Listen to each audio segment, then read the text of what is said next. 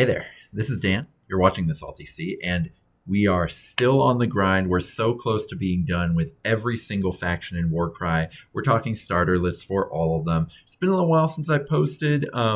Had a bit of a sabbatical, went to my brother's wedding, am totally refreshed and ready to go. This video is going to be all of the second edition, so all of the Ghur Chaos Warbands.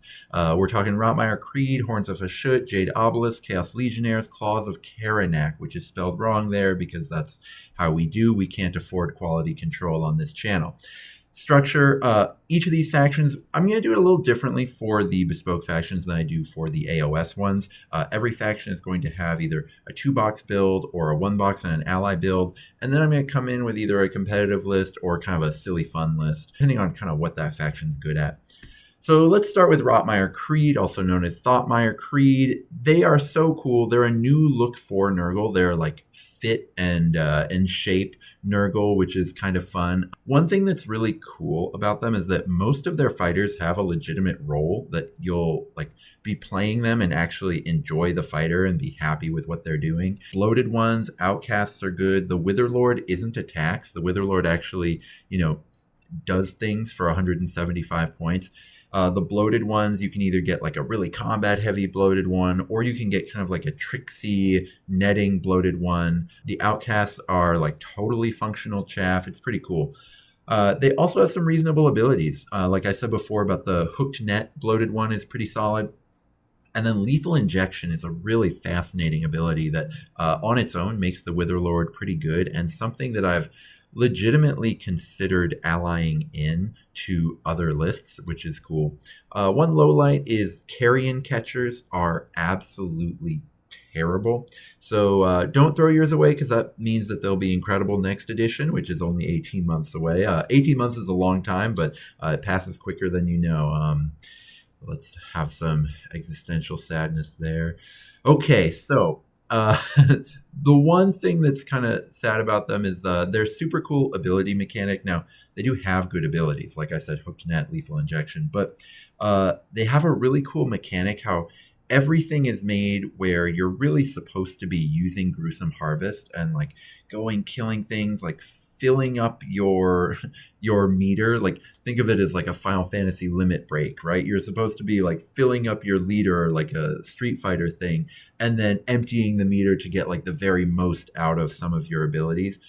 The problem is you would never just spend dice or like spend an actual double to buff your injection or your hooked net when you could just use your wild dice on your rolls to do it. So like it reads really cool. It's really interesting design space, but it's just not enough of a reward. It's not powerful enough. If it was like it allowed you to buff it to 7 instead of 6. That would be pretty cool, because then it's doing something that you can't do with just your wild dice. But otherwise, it's like a waste of a double to do something that you're just doing already at a very powerful rate. And so just stay away from like the really cool mechanic, which is too bad. I hate saying stay away from the danger of cool things, but that is kind of how they play. Is you're just using the good abilities as good abilities. You're not doing the silly combos to make them even gooder, because it's just not. The opportunity cost is too high. But they're really cool as a warband, so I don't want to end on a negative note, because Rotmire Creed are so awesome. With 2 boxes, this is what I would do, is basically you're just cutting the carrion catchers, right? So 2 Witherlords, a bloated one with the hooked net, and then the bloated one that's just the pure combat version. 1 outcast with Bilewood weapons. This is the 2 weapons, no shield, and then 4 outcasts with the shield. Both are totally reasonable. The points work a little bit better with the shield, and it can be kind of nice when your chaff, sometimes when you're really sending a lot of chaff onto the board, you need them to actually also be your damage dealers. But that's not really the case for Rotmire Creed, so you'd rather have your chaff stay alive, so that's why I've got these shield here. You'll have 2 outcasts left over, so I would build both of those 2 with 2 weapons. That way you've got 3 or 4 left, in either side.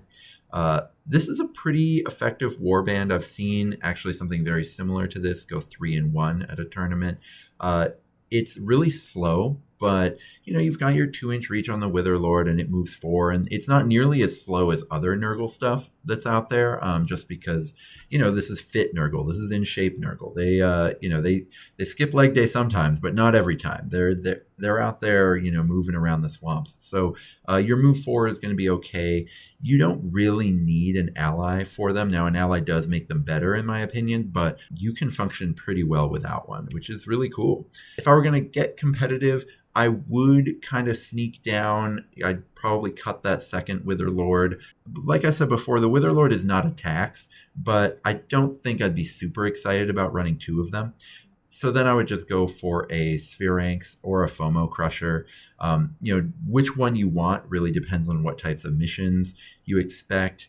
Also, you got to stay flexible, right? So like drop a bloated one for 2 outcasts if you think you're going to see a lot of objective missions. You could also, drop your ally down to like a Slaughter Priest or something to fit another outcast. Although I'm not super convinced with Slaughter Priests. I'm like the only person who's skeptical of them. Most people really like Slaughter Priests. I think they're a little bit on the weaker side. Off Meta Musings is a YouTube channel that he used to play a ton of Rotmire Creed. I think he's a great source for Rotmire Creed experience. So spam him everywhere you can asking for Rotmire Creed advice. In general, though, I do want to say Spheranx versus FOMO Crusher really depends on whether you're going to be seeing a lot of treasure missions, in which case that Sphinx is so nice. But if you're not, then I would probably go with the FOMO Crusher, because there are so many things, especially if you're in the United States, you are going to be coming up against sort of destruction lists that actually kind of struggle against FOMO Crushers, as opposed to, the Spheranx isn't really going to give you much against a lot of those sort of destruction monsters that come in with giant brugits. So I would say FOMO Crusher in the US and maybe Spheranx everywhere else. Horns of Hashut. I think they're really, really amazing. They're really cool. A lot of highlights. So I don't know if I'm still convinced they're the best faction in the game at objective missions. I certainly was when I wrote this slide 2 weeks ago. Like I said, I've been on a bit of a sabbatical, but they are very, very good in objective missions because they just play the game. They kill your chaff very efficiently, and their chaff is very efficient. And so that is sort of the name of the game on objective missions, if neither player has Iron Jaws in their list. And so part of the reason why is Shatterers, normally the best chaff in the game is move 3, but Shatterers kind of get a backdoor to extreme efficiency because they don't have a reaction. The Horns of Hashut reaction is only for their big guys. So they save a ton of points, and they just get that incredible efficiency. They'd be 65, 60 points if they were allowed to use a reaction. But you don't want one. And that's because Shatterers with their range 2 and their pretty respectable attacks are actually going to be chunking down your opponent pretty quick, which is really powerful. And then, of course, they still have counter, right? So they can still do some things. So yeah, they're incredible for what you get. You have your really amazing abilities. Flamethrowers just have an absurd output for a triple. They get 6-inch reach on it, which is not very much, but the amount of damage you put out, I've been hit for 12 damage by one of those flamethrowers when, they're rolling it on a 6, 4 ups, only 2 misses, and then it's like, boom, and then that was even just as a single burn spell on my mega boss with no other Ard boys around it. So it can be pretty impressive. The one thing to remember if you're playing against Horns of Hashut is 6-inch reach does have counterplay. You can, if they have to come within 6 of you, you can reach out and touch them at that distance. But it does really, I would say, behoove you to have either 5-inch move in 1-inch range, or some ability that you can close the distance with really quickly, to be able to punish those flamethrowers for coming up in your face. But otherwise, yeah, they're very, very good, and they're incredible at clearing big hordes of chaff off of an objective, which is what horns are best at. The leader also has an incredible debuff for objective missions where you can just drop down, it's called Ash Bomb, and then basically you just drop it down in the middle of a team fight and you win that team fight, which is really great. So it's part of what just makes them sort of the total package for those types of missions. The other, this is a bit tongue-in-cheek, but Demolishers and Ruinators are weak enough that you can still take Horns into casual play, and that's kind of a highlight for them.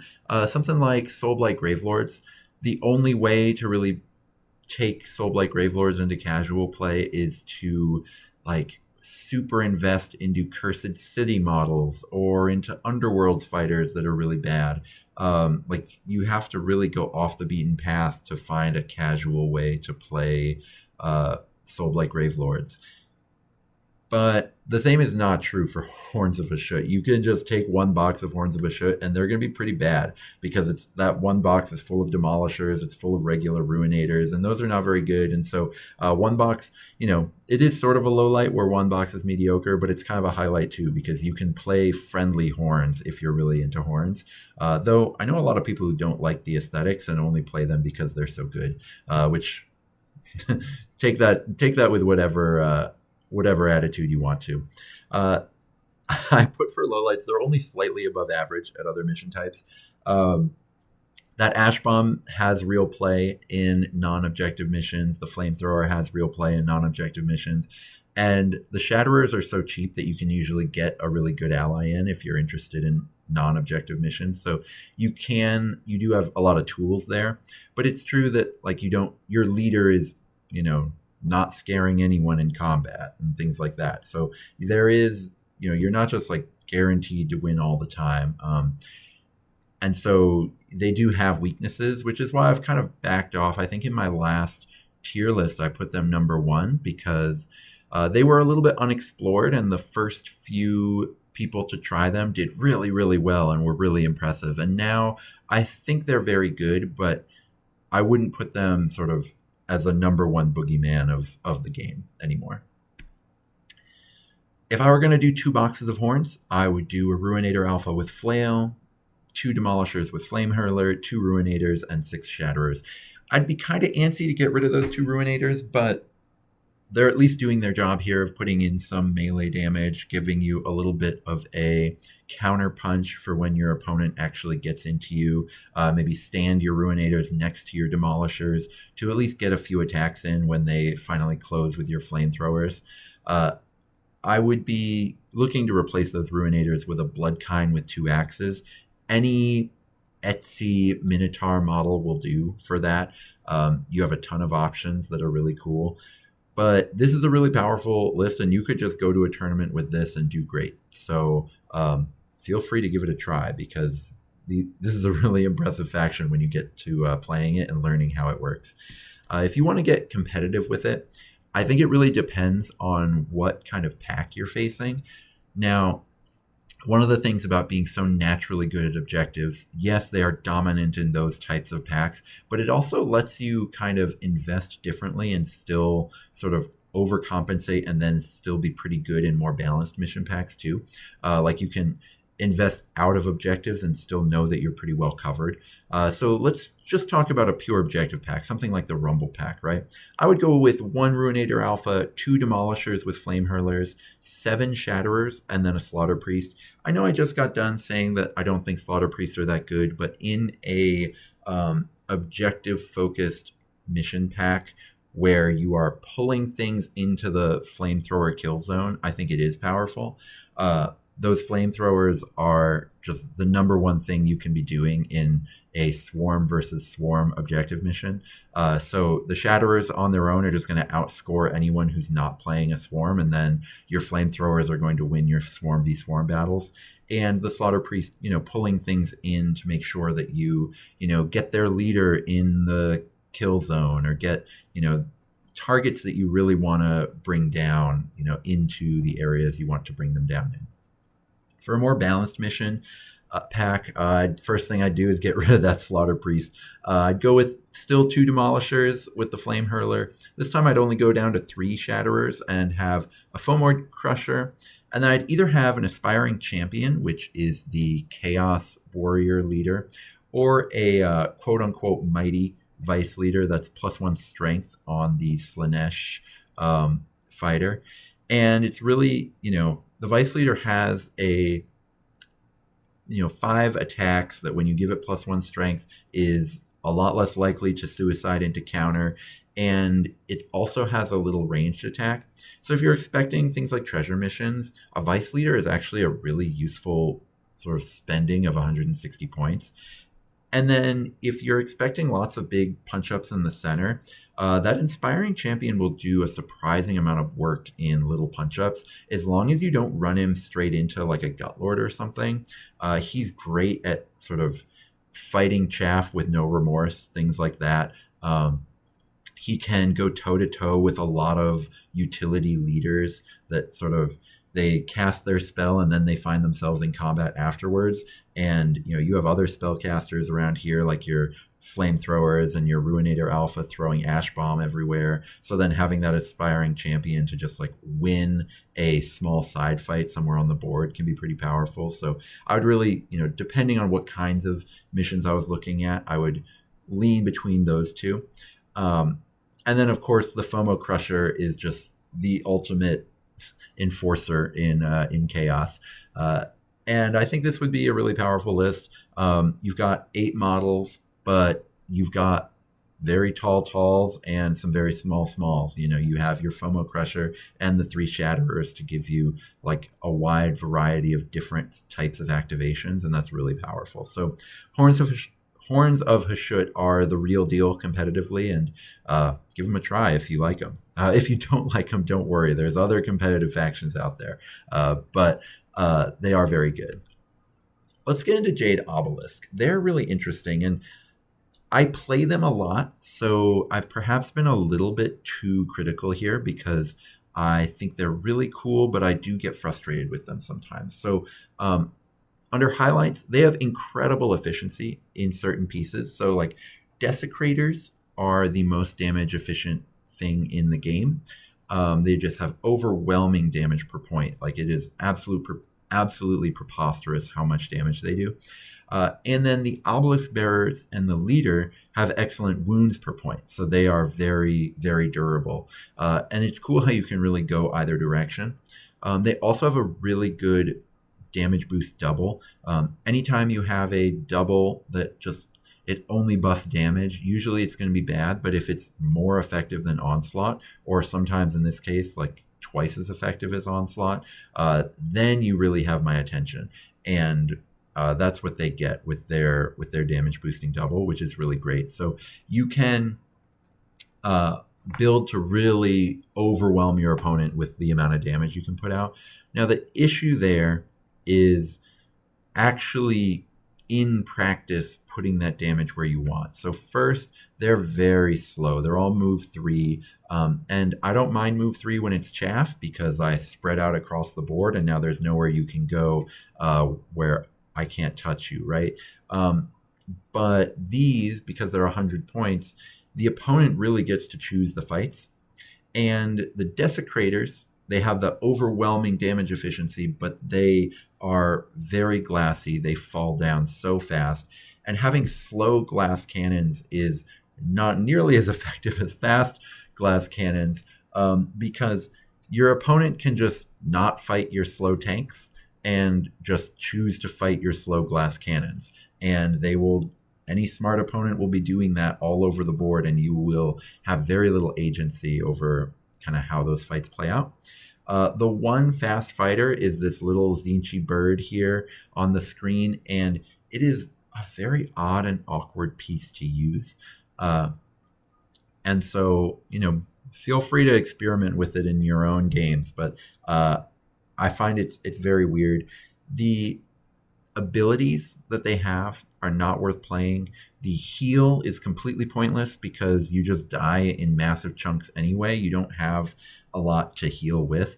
Now, if you did want to just spam Obelisk Bearers, I guess you could do that and you could be using an effective heal there. But unless you're just completely eschewing Desecrators and just going for all Obelisk Bearers, and you've bought 17 boxes so that you can get 1 million Obelisk Bearers into your list, you're not going to really want to do that. Yeah, their their abilities are just quite bad. And then because they're so mid-rangey, the cheapest thing is 95 points. You have no list building flexibility. It can be really awkward to sort of do anything creative with your lists with them, just because the pieces don't really tessellate together very well. So here's how I would do one box and an ally with them. I do a priestess, 2 desecrators, an obelisk bearer, an idolarch, 3 defacers, and a slaughter priest. I've said slaughter priests are bad, but I keep using them here. But it does have the bloodbind to overcome your speed issues. I guess the reason I keep saying they're bad and then keep using them is they really do a thing. And in this warband, you need to do something to overcome your speed issues, and you can't really afford something fast.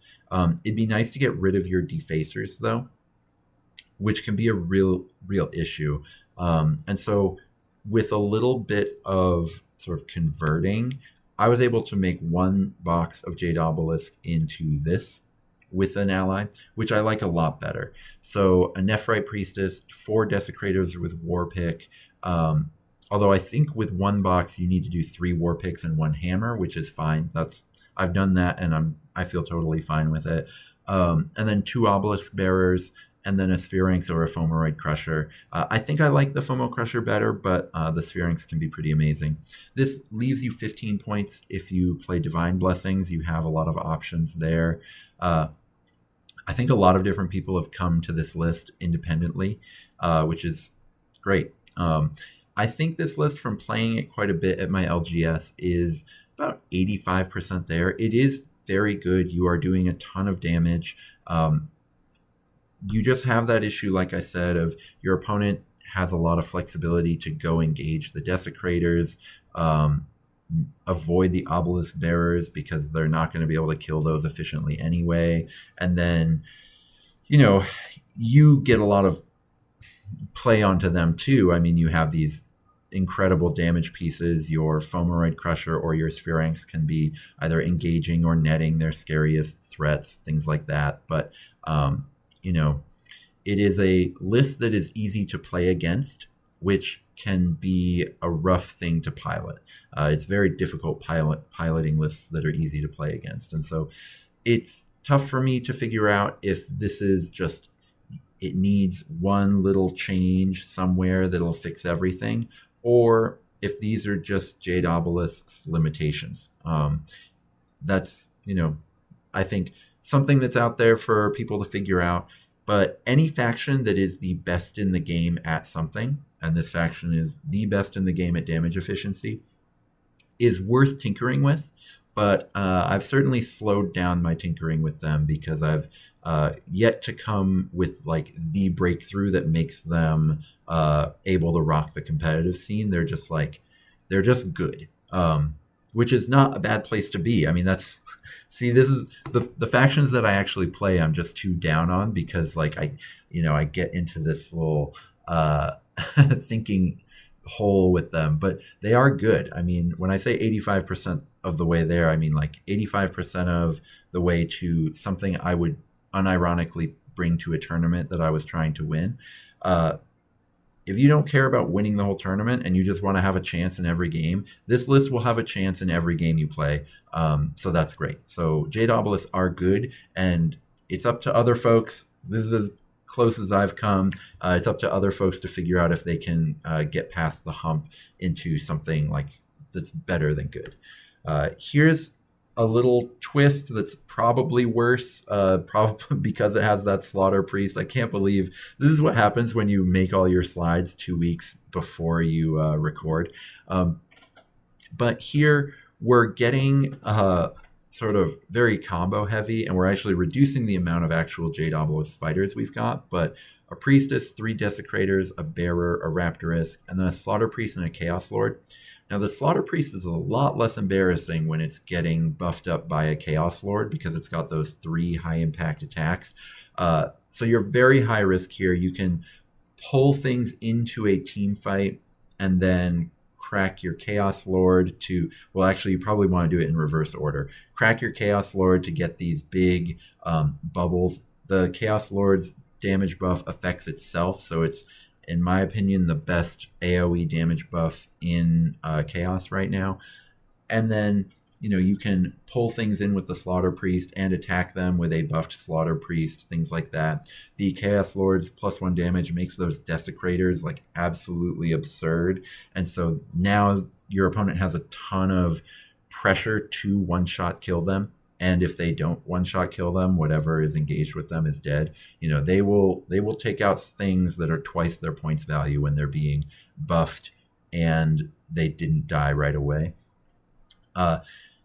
Also, it's really nice to have the Slaughter Priest and the Chaos Lord to use dice that Jade Obelisk are not great at using. All their abilities other than the damage buff double are pretty bad. That's something I've found in this list is I'm just trying to get as many doubles as I can, and I don't really have a triple. And the nerf to Rampage has really boosted warbands, in my opinion, that have a couple really good triples, because if you roll a natural low triple, having something to do with those dice other than just use them as a double is really nice, because putting one wild dice to get a Rampage on 2s is just not very good. And so good triples are better than they used to be. And so having, the Chaos Lord has a really good triple, having Slaughter Priest use dice is really nice. So this is something I have not tried. I thought I was getting a Chaos Lord on Etsy. There was a really cool picture of like a evil looking king. And then when I bought it, it was the one that's sitting on a throne. And it's like, well, I don't want a Chaos Lord who's just sitting down the whole time. And I just like transport him on his little chair. So I'm going to be looking for another Chaos Lord sculpt. And I'll try something like this out once I manage that. But this is a totally different way to play Jade Obelisk that I think has some promise, even though it's probably worse than this version. Since I kind of explored as far as I could get here, I am interested in trying other things out with them. But too much on those. I always overtalk on the ones that I actually play. Let's get into Chaos Legionnaires. One highlight for them, really cool. By the way, the Tale of Painter guy has done excellent work with all of the painting of the Ghur warbands, and so this one's no exception.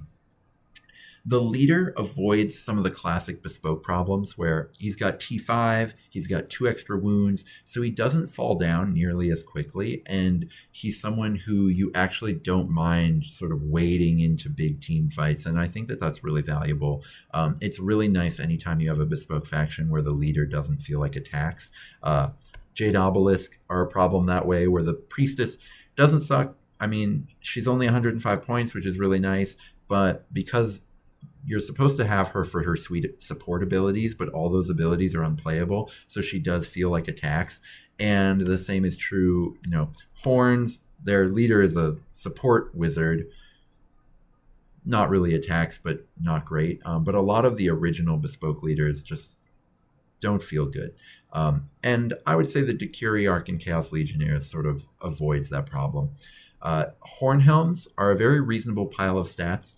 They come in at 120 and 125 points, and they compare okay with those really cheap M4 Stormcast Eternals. They have 18 wounds, only 2 fewer than a Stormcast. They have 1 less toughness, but they have more interesting damage profiles than the really cheap Stormcast do. Which one you want to build is meta dependent. So axes are going to be better if you're doing T4 and T5 opponents. Maces are better for T3 and T6. I prefer the mace just because it's cheaper, 5 fewer points. That would be the only reason. Now, some people are going to like axes because there are more T4 and 5 models out there. But for me, I'm just trying to shave points to fit other things in my list. And that's usually where I go with things. I usually almost always pick the cheapest version of fighters like that. Some lowlights for them. It's kind of a lot, even though it's only 2 bullet points here. But there's no chaff, no heavy hitters, and there's no one piece that's overwhelmingly efficient. Which means I personally had a tough time building lists for them because it's hard to feel like, oh, if I build for this, I could be like really exploiting something here and finding, something really powerful. They also have no silly abilities, so that's like, even if they're not very powerful, right? It's like, oh, I can just get like really janky and crazy here. They don't really have either of that, so list building with them can feel a little bit tough. Now, they were really popular in the early days of 1.0, and I think it's because people just love their aesthetic.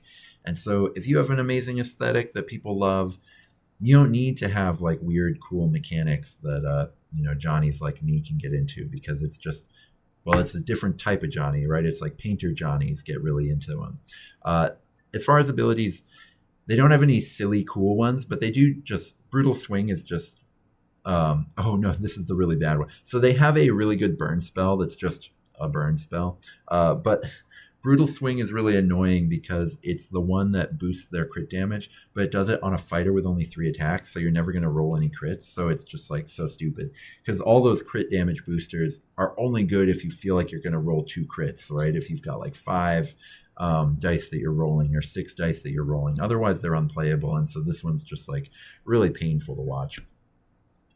If I were just getting into him, I would do one box and an ally. I would want to do one of the allies that kind of fits aesthetically. The Ogroid Myrmidon is more of a Spire Tyrant than he is a Chaos Legionnaire. I know a lot of people like the Centaurian Marshal. I find the Marshal to be a little frustrating to play with, or at least the people I've seen play with it can be a little frustrated sometimes. I think the Myrmidon fits really well with their aesthetic, even though it's got like the Spire Tyrant BDSM sort of clothes. The shield is like fits perfectly with their shields and with the Chaos Legionnaire leader's shield. So I think it looks really cool still. So you do a Decuriarch, some 3 Horn Helms, and the Myrmidon, and then you're priced into playing 2 Horn Shields. I don't think the Horn Shields are very good, but that's okay. They're not completely embarrassing. Well, they're pretty bad. But what I like about this is that you have multiple targets that are pretty nice for Blood Marshal, which is a really nice usage for that Ogroid Myrmidon. And then I cut the Mutant Door. I used to think that Goat Boy was terrible. Goat Boy is the Mutant Door. These guys all have horns on their helmets, but his horns are actually part of his body, and he also has hooves. So he's kind of a mutant door. I used to think he was terrible. I've come off of that stance a little bit, but you could absolutely bring him in and then do a 220 point ally instead of a Myrmidon. I just think Myrmidons are so much better than, say, like a Mighty Lord of Khorne is probably what I'd bring at 215 points. Myrmidon is just so much better than a Mighty Lord of Khorne that's what I would go with, but you can kind of do it either way here. Getting kind of weird with them, you could do a Decuriarch, 3 Raptorix, 3 Horn Helms, and a Curseling to have like a really fluffy Tzeentch version of Chaos Legionnaires. That Tzeentch is struggling kind of all over the place in Warcry. Like I said, Jade Obelisk is really difficult to build with. Tzeentch Arcanites are pretty bad. I think this is better than most mortal Tzeentch warbands that you could put together, even though it's some Chaos Undivided plus a few birds, essentially. But Curselings are not terrible. They kind of have an interesting level of kind of multi-use utility. They've got that toughness 5, so they don't just fall apart. And then Raptorixes give you a lot more from a chaff model than you can get elsewhere in Chaos Legionnaires. And so then you've, again, got those 3 Horn Helms. I think that's really, to me, a Chaos Legionnaire list is a Decuriarch and 3 Horn Helms, and then we figure out what to do with the rest of it. So that's what you've got here.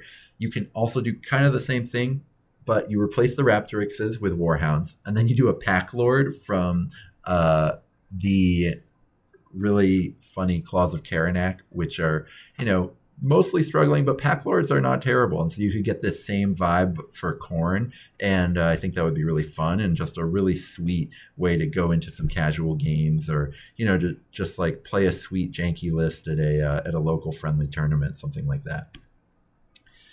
Now, speaking of Pack Lords, let's get into Claws of Karanak. The highlight is dogs. I think that they are a really awesome, really creative direction to take Khorne, and I love that.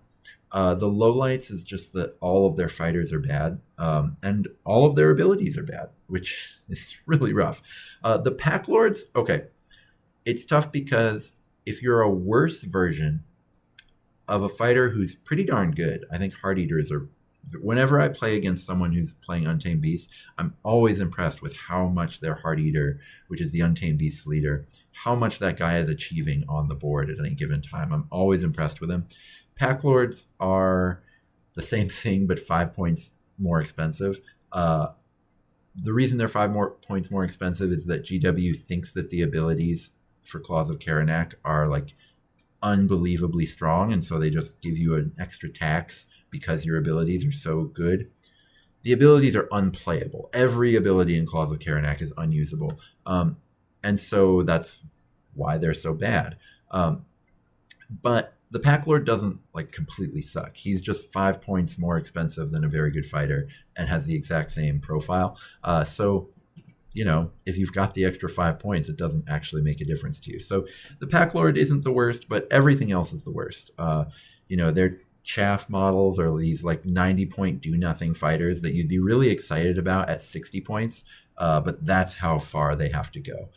The Hound of Wrath is just a worse Doom Wheel, and Skaven players don't play Doom Wheels, right? So that tells you how bad the second most interesting fighter is. The Brutalizers are just worse Horn Helms, essentially. I mean, they're worse than just worse Horn Helms, but they're just really having a tough time. So every fighter is just really bad.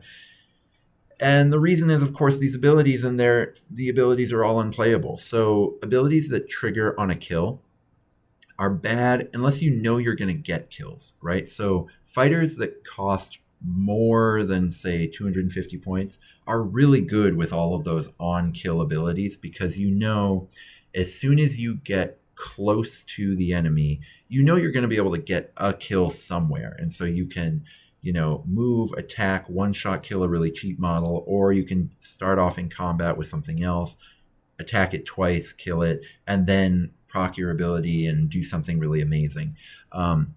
If your fighter is less than 250 points, you cannot rely on that. You cannot guarantee that you're going to get kills. I mean, your Pack Lord is going to get kills running around the board, but you can't guarantee when. And a lot of the time, you're going to want to spend your dice to do more damage to make sure that you do get those kills. And so you just can't use any of the abilities in Claws of Karanak. They also have Pack Hunters, which is a really cool, you get essentially Inspiring Presence on a double, but you can only use it on your Hound of Wrath or your Whelps.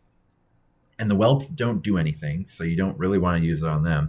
And like I said, the Hound of Wrath is a much worse Doom Wheel, and Skaven players don't use Doom Wheels. So it's not very good, and all of the fighters in this warband are priced like Pack Hunters is the strongest ability in the history of Warcry.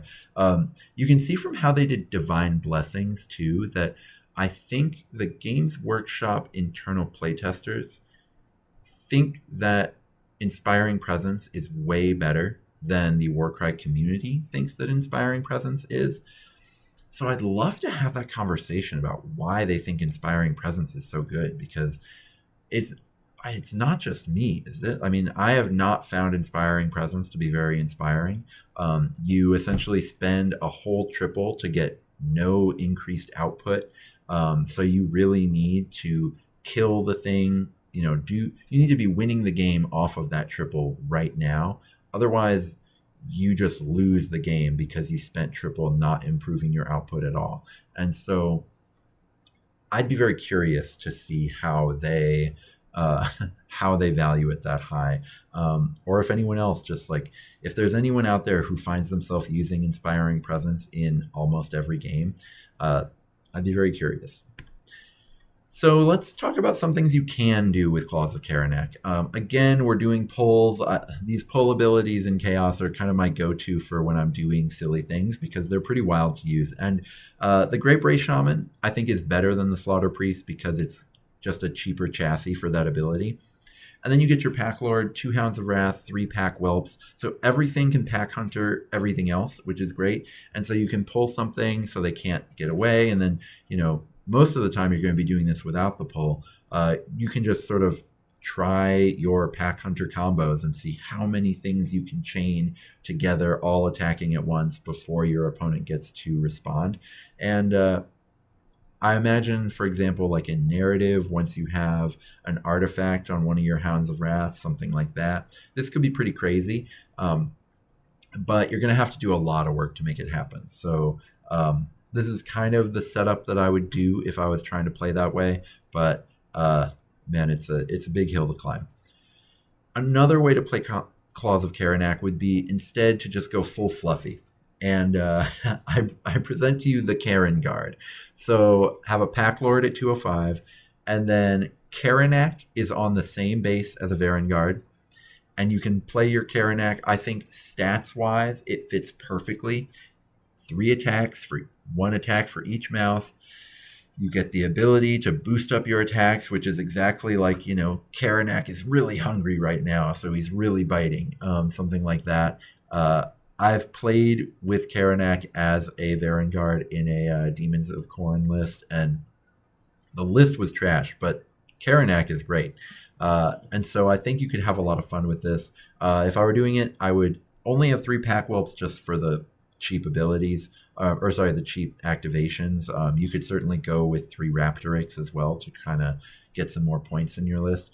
And then I'd do 2 Brutalizers. So I think that that's a pretty kind of fun, sort of out of left field way to play them that might be a little bit more effective. You have a piece that really does stuff. So, between the Pack Lord and Karanak, you can do real damage on the board.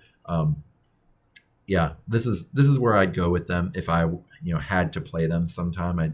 I could definitely go into casual play with this. So certainly ending on the weakest faction here, but that's how it is.